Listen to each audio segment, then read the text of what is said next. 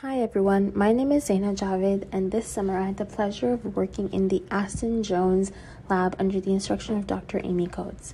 The project that I was working on was investigating how the developmental exposure to Chlorpyrifos alters noradrenergic fiber density in the cortex of adult female rats.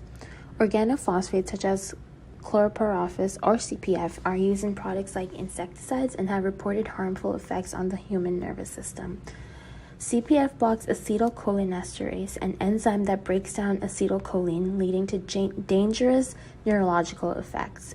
Despite this, the use of CPFs is still common in agricultural settings, and the use of CPF is not fully banned in states such as New Jersey.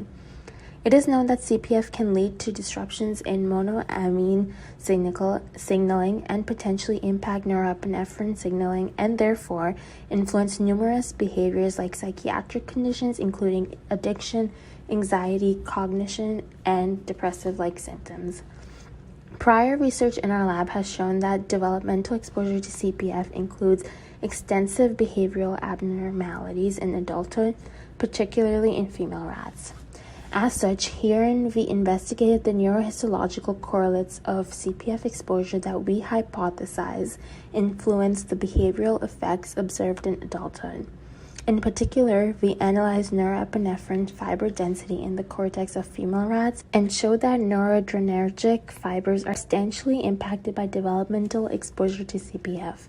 Thus, our results indicate that noradrenergic drugs may be possible avenues of treatment in adulthood following developmental exposure to CPF. Additionally, there are substantial sex differences in the developmental effects of CPF. These effects are likely driven by females' enhanced sensitivity and greater inhibition of acetylcholinesterase in response to developmental CPF exposure.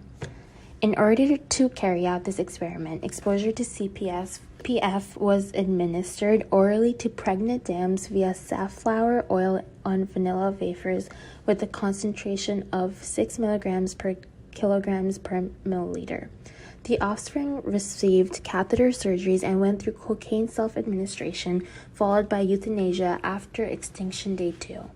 After this, the rats were transcardially perfused and immunohistochemistry was carried out in order to study the activities of neurons in specific identified circuits. The methods of IHC are explained in detail on the poster. A minimum of 3 to 5 sections per rat per region were analyzed using the program image trend. This helped us to figure out the count of the fiber densities of regions of the brain that were sectioned in order to determine the count and percent area. In conclusion, Chlorpyrifos and other environmental toxins may lead to neuroanatomical phenotypes, further impacting important neural functions such as decision-making, addiction, and similar behaviors in adults with developmental exposure. By studying the norepinephrine fiber density in the cortex, we are able to look into possible treatments that mitigate the effects of CPF exposure in adulthood. Thank you so much.